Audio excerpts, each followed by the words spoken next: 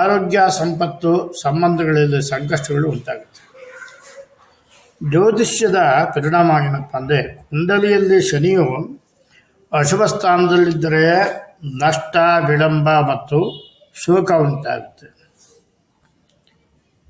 ಶನಿಯ ಗುಣಗಳು ಮತ್ತು ಸಾಂಕೇತಿಕ ಏನಪ್ಪ ಅಂದರೆ, ಇವನ ಗುಣ ಏನಪ್ಪ ಅಂದರೆ ನ್ಯಾಯಪರ. ಇವನು ಯಾವ ಕಡೆ ನ್ಯಾಯ ಇದೋ ಏನು ತೊಂದರೆ ಇಲ್ಲದೆ ನ್ಯಾಯವನ್ನು ಕೊಡ್ತಾನೆ. ನಿಷ್ಠೂರ ಇವನು, ಸತ್ಯನಿಷ್ಠ, ಅಸತ್ಯಕ್ಕೆ ಅವನು ತಡೆಯುವಾಗಲ್ಲ, ಸತ್ಯನಿಷ್ಠ. ಕರ್ಮದ ಪ್ರತಿಫಲದ ನಿರ್ಣಾಯಕ ಇದು. ನಿಮಗೇನು ನೀನೇನು ಮಾಡಿರ್ತೀಯೋ ಅದನ್ನು ಕನ್ನಡಿ ಥರ ತೋರಿಸ್ತಕ್ಕಂಥ ಒಂದು ಕ್ರಿಯೆ ಈ ಥರದ್ದು. ಕಷ್ಟಗಳ ಮೂಲಕ ಜೀವಿಗಳನ್ನು ಪರಿಪಕ್ವಗೊಳಿಸ್ತಕ್ಕಂಥ ಶಿಕ್ಷಕ ಗ್ರಹ ಅಂತ. ಆದ್ದರಿಂದ ಇವನೊಂಥರ ಗುರು ಅಂತಲೇ ಹೇಳ್ಬೋದು. ಸಾಂಕೇತಿಕತೆ ಏನಪ್ಪ ಅಂದರೆ, ವಾಹನ ಎಂದು ಕಾಗೆ ಅಥವಾ ಗಿಡುಗ, ವೇಗ ಮತ್ತು ನಿಗೂಢತೆಯ ಪ್ರತೀಕ. ಇದೊಂಥರ ಆಯುಧ, ಕತ್ತಿ, ಬಾಣ, ತ್ರಿಶೂಲ ಮತ್ತು ಧನುಸ್ಸು. ರತ್ನ ನೀಲಕಾಂತಮಣಿ. ಇದು ನೀಲಮಣಿಯನ್ನು ಧರಿಸಿದವ್ರಿಗೆ ಜಾಸ್ತಿ ಕಾಡಲ್ಲ ಅಂತ. ಇವನ ಬಣ್ಣ ಏನಪ್ಪ ಅಂದರೆ ಕಪ್ಪು ಅಥವಾ ನೀಲಿ ಅಂತ. ಶನಿಯ ವಂಶ ಏನಪ್ಪ ಅಂತಂದರೆ, ವಂಶ ಸೂರ್ಯವಂಶ. ಪ್ರಮುಖ ದೇವತೆ ಸೂರ್ಯದೇವತೆ. ಕುಲ ಯಾವುದು? ಅದಿತಿ ಮತ್ತು ಕಶ್ಯಪರ ಋಷಿಯ ವಂಶಕ್ಕೆ ಸೇರಿದವನೇ. ದೇಶದ ಸಂಬಂಧ ಏನಪ್ಪ ಅಂದರೆ, ಶನಿಯು ಯಾವುದೇ ನಿರ್ದಿಷ್ಟ ದೇಶದ ದೇವತೆ ಅಲ್ಲ. ಆದರೆ ಭಾರತದ ಮಹಾರಾಷ್ಟ್ರದ ಶನಿಶಿಂಗಣಾಪುರ ದೇವಾಲಯದ ಮತ್ತು ಉತ್ತರ ಪ್ರದೇಶದ ಕೊಲ್ಲಾಪುರದಲ್ಲಿ ಇವರಿಗೆ ತುಂಬ ವಿಶೇಷ ಪೂಜೆ ಸಲ್ಲುತ್ತೆ. ಈ ಶನಿಯನ್ನು ಸಮಾಧಾನಪಡಿಸುವ ವಿಧಾನ ಹೇಗಪ್ಪ ಅಂದರೆ, ಪೂಜೆ ಅರ್ಚನೆ. ಶನಿವಾರದಂದು ಎಳ್ಳು ದೀಪ ಹಚ್ಚಕ್ಕಂಥದ್ದು, ಎಳ್ಳು ತೈಲದ ದೀಪ ಹಚ್ಚೋದು ಮತ್ತು ಶನೈಶ್ಚರಾಯ ನಮಃ ಅಂತ ಹೇಳ್ತಕ್ಕಂಥದ್ದು. ಅಥವಾ ನೀಲಕಾಂತ ಮಣಿಯನ್ನು ಧರಿಸ್ತಕ್ಕಂಥದ್ದು. ದಾನ ಏನಪ್ಪ ಅಂದರೆ, ಕಪ್ಪು ಬಟ್ಟೆ ದಾನ ಮಾಡಬೇಕು, ಕಬ್ಬಿಣ ದಾನ ಮಾಡ್ತಕ್ಕಂಥದ್ದು, ಎಳ್ಳು ಅಥವಾ ತೈಲ ದಾನ ಮಾಡ್ತಕ್ಕಂಥದ್ದು ಶ್ರೇಷ್ಠತೆ. ಕಥೆ ಸ್ತೋತ್ರ ಏನಪ್ಪ ಅಂದರೆ, ಶನಿ ಸ್ತೋತ್ರ ಮತ್ತು ಶನಿ ಚಾಲೀಸ ಪಠನೆ ಮಾಡ್ತಕ್ಕಂಥದ್ದು. ಶನಿಯು ಭಯವಲ್ಲ, ಆದರೆ ಕರ್ಮದ ಪ್ರತಿಫಲದ ಸೂಚಕ.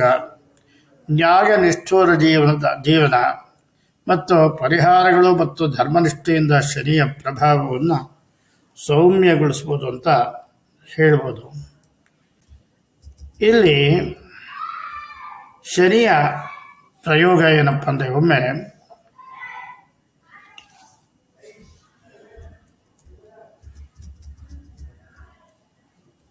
ಹನುಮಂತ ಮತ್ತು ಶನಿಯ ನಡುವಿನ ಈ ಪೌರಾಣಿಕ ಕಥೆಯು ಭಕ್ತಿ ಮತ್ತು ಬುದ್ಧಿವಂತಿಕೆಯ ಮೂಲಕ ಗ್ರಹದ ಪ್ರಭಾವವನ್ನು ಜಯಿಸುವ ಸಂದೇಶವನ್ನು ನೀಡುತ್ತೆ.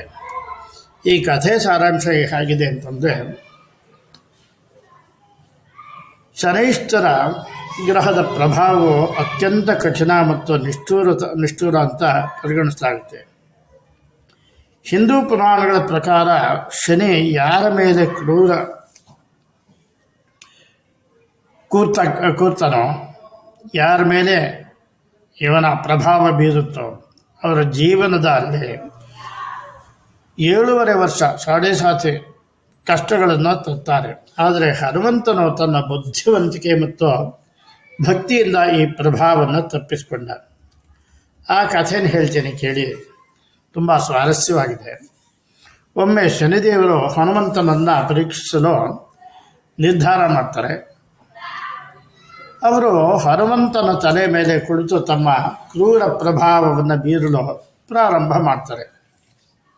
ಇದರಿಂದ ಹನುಮಂತನಿಗೆ ತುಂಬ ಬಾಧೆ ಆಗುತ್ತೆ. ಎಷ್ಟೊಂದು ತಡ್ಕೊಳ್ಳಿಕ್ಕಾಗಲ್ಲ, ಅಷ್ಟೊಂದು ಬಾಧೆ ಆಗುತ್ತೆ. ಹನುಮಂತ ಏನು ಮಾಡ್ತಾನೆ ಅಂದರೆ, ಹನುಮಂತನು ತನ್ನ ಉದ್ದೇಶವನ್ನು ಅರಿತು, ಶನಿಯ ಉದ್ದೇಶವನ್ನು ಅರಿತು ತನ್ನ ಬಾಲವನ್ನು ವಿಶಾಲವಾಗಿ ವಿಸ್ತಾರ ಮಾಡ್ತಾನೆ. ಅದನ್ನು ಸುತ್ತುವರೆದು ಶನಿಯನ್ನು ಬಿಗಿಯಾಗಿ ಗಟ್ಟಿಯಾಗಿ ಹಿಡ್ಕೊಳ್ತಾನೆ ಶನಿಯನ್ನು. ನಂತರ ತನ್ನ ಬಾಲದ ತುದಿಗೆ ಬೆಂಕಿ ಹಚ್ಕೊಂಡ್ಬಿಡ್ತಾನೆ. ಬೆಂಕಿಯ ಸುಡು, ಆ ಬಿಸಿ ಮತ್ತು ಹನುಮಂತನ ಶಕ್ತಿಯಿಂದ ಶನಿಯು ಸುಟ್ಟು ಹೋಗಲು ಪ್ರಾರಂಭ ಮಾಡ್ತಾನೆ. ಶನಿಯ ಶರಣಾಗತಿ ಏನಪ್ಪ ಅಂದರೆ, ಶನಿ ನೋವು ಸಹಿಸ್ಕೊಳ್ಳಿಕ್ಕಾಗಲ್ಲ, ನಾನು ಕೊಡ್ತಕ್ಕಂಥ ಕಷ್ಟಕ್ಕಿಂತ ಈ ಹನುಮಂತ ಇಷ್ಟೊಂದು ಕಷ್ಟ ಕೊಡ್ತಾನೆ ಅಂದರೆ ನನಗಿಂತ ಇವನಿಗೆ ಎಷ್ಟು ಪ್ರಬಲ. ಆದ್ದರಿಂದ ಹನುಮಂತನಿಗೆ ಶನಿ ಕ್ಷಮೆ ಕೇಳ್ತಾನೆ. ಅವನು ಹನುಮಂತನ ಭಕ್ತರ ಮೇಲೆ ತನ್ನ ಕ್ರೂರ ಪ್ರಭಾವವನ್ನು ಬೀರುವುದಿಲ್ಲ ಅಂತ ವರ ಕೂಡ ಹನುಮಂತನಿಗೆ ಕೊಡ್ತಾನೆ. ಇದಕ್ಕೆ ಬದಲಾಗಿ ಹನುಮಂತನು ಶನಿಯನ್ನು ಬಿಡುಗಡೆ ಮಾಡ್ತಾನೆ. ಈ ಕಥೆಯ ಪ್ರಾಮುಖ್ಯತೆ ಏನಪ್ಪ ಅಂದರೆ, ಶನಿಯ ಪ್ರಭಾವದಿಂದ ರಕ್ಷಣೆ. ಈ ಕಥೆಯ ಪ್ರಕಾರ ಹನುಮಂತನ ಭಕ್ತರನ್ನು ಶನಿಯು ಕಷ್ಟಪಡಿಸೋದಿಲ್ಲ. ಅದಕ್ಕಾಗಿ ಶನಿವಾರದಂದು ಹನುಮಾನ್ ಪೂಜೆ ಮಾಡಬೇಕು. ಮತ್ತು ಯಾರು ಈ ಕಥೆ ಕೇಳ್ತಾರೋ ಅವ್ರಿಗೆ ಶನಿ ಕಾಡೋದಿಲ್ಲ ಅಂತ ಹೇಳ್ಬಿಟ್ಟು ಆಖ್ಯಾನ ಇದೆ. ಆದ್ದರಿಂದ ಈ ಕಥೆನ ಆಗಾಗ ಕೇಳ್ತಾ ಇದೆ ದಯವಿಟ್ಟು. ಮತ್ತು ಈ ಹನುಮಾನ್ ಪೂಜೆ ಮಾಡುವ ಪದ್ಧತಿ ಹಿಂದೂ ಧರ್ಮದಲ್ಲಿ ಪ್ರಚಲಿತ ಇದೆ. ಭಕ್ತಿಯ ಶಕ್ತಿ, ಹನುಮಂತನ ಭಕ್ತಿಯು ಗ್ರಹಗಳ ಕಟ್ಟುಪಾಡುಗಳನ್ನು ಸಹ ಮೀರಿಸಬಲ್ಲದು ಅಂತ. ಬುದ್ಧಿವಂತಿಕೆ ಏನಪ್ಪ ಅಂದರೆ, ಶಕ್ತಿಯ ಬಳಕೆಗಿಂತ ಬುದ್ಧಿಯ ಬಳಕೆ ತುಂಬ ಶ್ರೇಷ್ಠ ಎಂಬುದು ಈ ಕಥೆ ಸೂಚನೆ ಮಾಡುತ್ತೆ. ಆದ್ದರಿಂದ ಶನಿಯ ಪ್ರಭಾವದಿಂದ ನಾವು ಪಾರಾಗಬೇಕು ಅಂತಂದರೆ ನಾವು ಹನುಮಂತನನ್ನು ಮೊರೆಹೊಡ್ತಕ್ಕಂಥದ್ದು ಬುದ್ಧಿವಂತಿಕೆ. ಆದ್ದರಿಂದ ಸಾಂಸ್ಕೃತಿಕ ಪ್ರಭಾವ ಏನಪ್ಪ ಅಂದರೆ, ಶನಿ ಹನುಮಾನ್ ಸಂಬಂಧ. ಶನಿವಾರದಂದು ಹನುಮಂತನಿಗೆ ಈ ಸೇಂದೂರ ಹೂ ಅಂತಂದರೆ ಒಂಥರ ಈ ಅಗ್ನಿಯ ಥರ ಇರ್ತಕ್ಕಂಥ ಹೂಗಳನ್ನು, ಅಂದರೆ ಬಾಲಕ್ಕೆ ಬೆಂಕಿ ಹತ್ಕೊಂಡಿದ್ವಲ್ಲ, ಇದರ ಪ್ರತೀಕ. ಈ ಹೂಗಳನ್ನು ಅಂದರೆ ಅಗ್ನಿ ಥರ ಇರ್ತಕ್ಕಂಥ ಹೂಗಳನ್ನು, ಆ ಬಣ್ಣದ ಹೂಗಳನ್ನು ದೇವರಿಗೆ ಅರ್ಪಣೆ ಮಾಡ್ತಕ್ಕಂಥದ್ದು ತುಂಬ ಒಳ್ಳೆಯದು. ಅದಕ್ಕೋಸ್ಕರ ಈ ದಾಸವಾಳ ಹೂವನ್ನ ಮತ್ತು ಈ ಕನಕಾಂಬರ ಹೂಗಳನ್ನು ಅರ್ಪಿಸ್ತಕ್ಕಂಥದ್ದು ತುಂಬ ಶ್ರೇಷ್ಠವಾಗಿರ್ತಕ್ಕಂಥದ್ದು. ಮಂತ್ರಗಳು ಹನುಮತೇ ನಮಃ ಅಥವಾ ಶ್ರೀರಾಮ ಜಯ ರಾಮ ಜಯ ಜಯ ರಾಮ ಮಂತ್ರಗಳನ್ನು ಜಪ ಮಾಡೋದ್ರಿಂದ ಶನಿಯ ದುಷ್ಪರಿಣಾಮ ಕಡಿಮೆ ಆಗುತ್ತೆ ಅಂತ ಹೇಳ್ಬೋದು. ಈ ಕಥೆಯು ಭಕ್ತಿ ಮತ್ತು ಬುದ್ಧಿಯನ್ನು ಬಳಸಿ ಜೀವನದ ಸವಾಲುಗಳನ್ನು ಜಯಿಸುವ ಸಾಮರ್ಥ್ಯವನ್ನು ತೋರಿಸುತ್ತೆ. ಹನುಮಂತನು ಶನಿಯನ್ನು ಸೋಲಿಸಿದ್ದು ಕೇವಲ ಒಂದು ಪೌರಾಣಿಕ ಘಟನೆಯಷ್ಟೇ ಅಲ್ಲ, ಜೀವನದಲ್ಲಿ ಸಕಾರಾತ್ಮಕತೆ ಮತ್ತು ಧೈರ್ಯವನ್ನು ಬೆಳೆಸ್ಕೊಳ್ಳೋದಕ್ಕೆ ಒಂದು ಪ್ರೇರಣೆ ಇದು. ಆದ್ದರಿಂದ ನಾವು ಈ ಕಥೆಯ ಮೂಲಕ ಭಗವಂತನನ್ನು ಗೆಲ್ಲಬಹುದು ಅನ್ನೋದು ಒಂದು ಪ್ರತೀಕ ಅಂತ ಹೇಳ್ಬಿಟ್ಟು. ಈ ಗುಲಿಕ ಯಾರು ಮತ್ತು ಕಥೆ ಏನು ಅಂತಂದರೆ, ಗುಲಿಕ ಹಿಂದೂ ಜ್ಯೋತಿಷ್ಯ ಮತ್ತು ಪುರಾಣಗಳಲ್ಲಿ ಉಲ್ಲೇಖ ಮಾಡಿರ್ತಕ್ಕಂಥ ಒಬ್ಬ ರಹಸ್ಯಮಯ ಪಾತ್ರ ಅಂತಲೇ ಹೇಳ್ಬೋದು. ಇವನನ್ನು ಶನಿದೇವರ ಪುತ್ರ ಅಥವಾ ಶನಿಯ ಶಿಷ್ಯ ಅಂತ ಪರಿಗಣಿಸಲಾಗುತ್ತೆ. ಕೆಲವು ಸಂದರ್ಭಗಳಲ್ಲಿ ಗುಲಿಕನನ್ನು ಮಂಡಿ, ಇನ್ನೊಬ್ಬ ಕ್ಷುದ್ರ ಗ್ರಹ ಅಂತ ಕೂಡ ಗುರುತಿಸಲಾಗಿದೆ. ಇವನು ಅಶುಭ ಪ್ರಭಾವಗಳನ್ನು ಹೊಂದಿದ್ದು ಜನರ ಜೀವನದಲ್ಲಿ ಅಡೆತಡೆಗಳು, ವಿಳಂಬ ಮತ್ತು ದುರಂತಗಳಿಗೆ ಕಾರಣ ಅಂತ ಕೂಡ ನಂಬಲಾಗಿದೆ. ಗುಲಿಕನ ಕಥೆ ಏನಪ್ಪ ಅಂದರೆ, ಜನನ ಮತ್ತು ಪೌರಾಣಿಕನ ಹಿನ್ನೆಲೆ. ಪುರಾಣಗಳ ಪ್ರಕಾರ ಗುಲಿಕ ಶನಿದೇವರ ಮಗ. ಇವನ ತಾಯಿ ನೀಲ, ಶನಿಯ ಪತ್ನಿ. ಶನಿಯು ತನ್ನ ಪತ್ನಿ ನೀಲಾಳೊಂದಿಗೆ ಸಮಯ ಮಾಡದೆ ಅಸಮಯದಲ್ಲಿ ಗುಲಿಕನನ್ನು ಪಡೆದ ಅಂತ. ಅಂದರೆ ಯಾವ ಟೈಮಲ್ಲಿ ಹೊಂದಬೇಕೋ ಆ ಟೈಮ್ನಲ್ಲಿ ಹೊಂದಿದ್ರೆ ಕೆಟ್ಟ ಟೈಮ್ನಲ್ಲಿ ಇವನ ಸೇರಿದ್ದಕ್ಕೋಸ್ಕರ ನೀಲ ಮತ್ತು ಶನಿದೇವರು ಸೇರಿದ್ದಕ್ಕೋಸ್ಕರ ಇವು ಗುಲಿಕ ಹುಟ್ಟಿದ. ಆದ್ದರಿಂದ ಅಶುಭ ಸಮಯದಲ್ಲಿ ಹುಟ್ಟಿದ್ದರಿಂದ ಇವನು ಅಶುಭವನ್ನೇ ಉಂಟು ಮಾಡ್ತಾನೆ ಅಂತ. ಇದರ ಪರಿಣಾಮವಾಗಿ ಗುಲಿಕ ಶಾಪಗ್ರಸ್ತನಾಗಿ ಜನರಿಗೆ ಕಷ್ಟಗಳನ್ನು ತರುವ ಕ್ರೂರ ಶಕ್ತಿಯಾಗಿ ರೂಪ ತಾಳ್ತಾನೆ. ಗುಲಿಕನ ಶಾಪ ಮತ್ತು ಪರಿವರ್ತನೆ ಏನಪ್ಪ ಅಂದರೆ, ಶನಿಯು ಗುಲಿಕನ ಅಶುಭ ಪ್ರಭಾವವನ್ನು ನಿಯಂತ್ರಿಸಲು ಅಸಮರ್ಥನಾದ.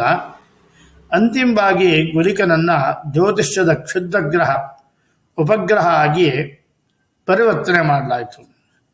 ಗುಲಿಕನು ಶನಿಯ ಸೇವಕನಾಗಿ ಅವನು ಕರ್ಮಶಿಕ್ಷೆಗೆ ಸಹಾಯ ಮಾಡುವಂತೆ ಆಶಿಸ್ತಾನೆ. ಅಶುಭ ಕರ್ಮವಿರುವವರ ಮೇಲೆ ಗುಲಿಕನು ತನ್ನ ದುಷ್ಟ ಪ್ರಭಾವವನ್ನು ಬೀರ್ತಾನೆ ಅಂತ. ಈ ಗುಲಿಕ ಮತ್ತು ಮಂಡಿ ಕೆಲವು ಜ್ಯೋತಿಷ್ಯದ ಪರಂಪರೆಗಳಲ್ಲಿ ಗುಲಿಕ ಮತ್ತು ಮಂಡಿ ಇಬ್ಬರೂ ಶನಿಯ ಸಹಚರರು ಅಂತ ಹೇಳ್ತೇನೆ. ಇವರಿಬ್ಬರು 11 ಕ್ಷುದ್ರಗಳಲ್ಲಿ ಒಬ್ಬರಾಗಿ ಸೇರಿರ್ತಾರೆ, ಉಪಗ್ರಹಗಳಾಗಿ ಸೇರಿರ್ತಾರೆ ಅಂತ. ಗುಲಿಕನನ್ನು ಸಂಹಾರಕ ಅಥವಾ ವಿನಾಶಕ ಮತ್ತು ಮುಂಡಿಯನ್ನು ಮೋಹಕ, ಮಾಗೆ, ಶಕ್ತಿ ಅಂತ ಕೂಡ ಪರಿಗಣಿಸಲಾಗುತ್ತೆ. ಈ ಗುಲಿಕನ ಪ್ರಭಾವ ಜ್ಯೋತಿಷದಲ್ಲಿ ಗುಲಿಕ ಜನ್ಮಕುಂಡಲಿಯಲ್ಲೇ ಕೇಂದ್ರ ಸ್ಥಾನ, ಲಗ್ನ 7ನೇ ಮನೆ 8ನೇ ಭಾವಗಳಲ್ಲಿದ್ದರೆ ಆಯುಷ್ಯ, ಆರೋಗ್ಯ ಮತ್ತು ಸಂಪತ್ತಿಗೆ ಹಾನಿ ಉಂಟು ಮಾಡ್ತಾನೆ ಅಂತಲೇ ಹೇಳ್ಬೋದು. ಗುಲಿಕ ಕಾಲ ಎಂಬ ಅಶುಭ ಸಮಯವನ್ನು ಲೆಕ್ಕ ಹಾಕಲಾಗುತ್ತೆ. ಈ ಸಮಯದಲ್ಲಿ ಪ್ರಮುಖ ಕಾರ್ಯಗಳು ತಪ್ಪಿಸಬೇಕು ಅಂತ. ಪರಿಣಾಮಗಳೇನಪ್ಪ ಅಂದರೆ, ಆಕಸ್ಮಿಕ ದುರ್ಘಟನೆಗಳು, ವ್ಯಾಪಾರದಲ್ಲಿ ನಷ್ಟ, ಕುಟುಂಬದಲ್ಲಿ ಕ್ಲೇಶ, ಮಾನಸಿಕ ಅಸ್ಥಿರತೆ ಮತ್ತು ದೀರ್ಘಕಾಲೀನ ರೋಗಗಳು ಉಂಟಾಗುತ್ತೆ.